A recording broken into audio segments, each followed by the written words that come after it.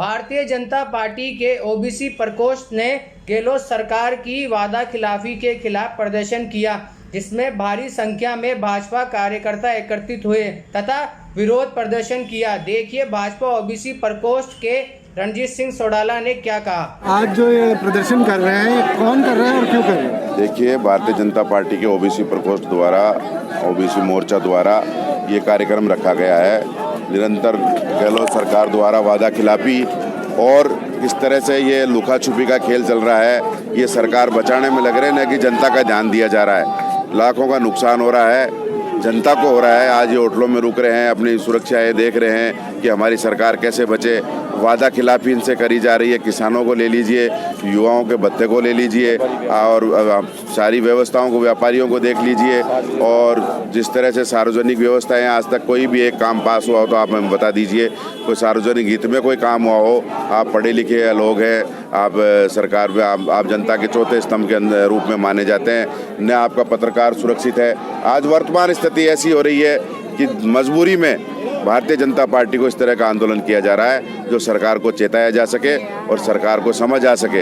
ये सरकार केवल सिर्फ और मात्र लुका छुपी का गेम खेल रही है, अपने आप को बचाने का गेम खेल रही है। इनके आपस में चल रही है कि ये नाम मंड देते हैं भारतीय जनता पार्टी का, और आपसी विवाद और आपसी कलेश आपस में चल रहे हैं। झूठ के जनरेटर इनके मंत्री हैं जो पैसे की लूट मचा रखी है, जिन्होंने हफ्ता बांध रखा है और किस तरह से वसूली की जाती है, उसके बाद भी उनको नहीं हटाया जाता।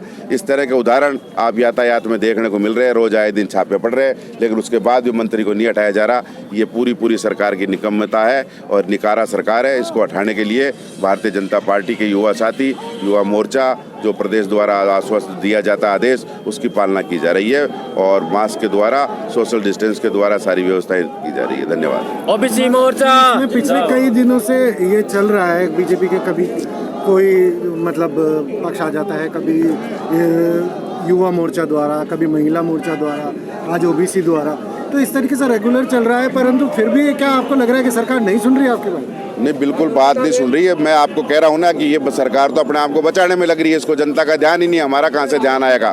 हम भारतीय जनता पार्टी के कर्मठ उम्मीदवार है। हमारे प्रदेश द्वारा, जो नेतृत्व द्वारा जो आश्वासन दिया जाता है, हम सरकार को चेताने का काम कर रहे हैं। इस सूती हुई सरकार को, जो सो रही है निंद्रा में, कुंभकर्णी और खुद की व्यवस्थाओं में लग रही है, इनको पता है कि अगली बार हम नहीं आएंगे। और हो सकता है कि मध्यावर्ती में गुलाब जी भाई साहब ने जैसे कहा था कि हो सकता है पहले चुनाव भी हो जाए, ये सरकार गिर जाए आपसी कलेश के वजह से। यही यार, महिलाओं के साथ किस तरह अत्याचार हो रहा है, नाबालिग बच्चियों के साथ अत्याचार हो रहा है। इसलिए आंदोलन की आवश्यकता है, क्योंकि हम विपक्ष में हैं। आंदोलन हमारा फर्ज है, जनता का साथ देना, उसकी पीड़ा को समझना, ये भारतीय जनता पार्टी का काम है। गरीब को गणेश मानकर जो काम करती है, वो भारतीय जनता पार्टी करती है।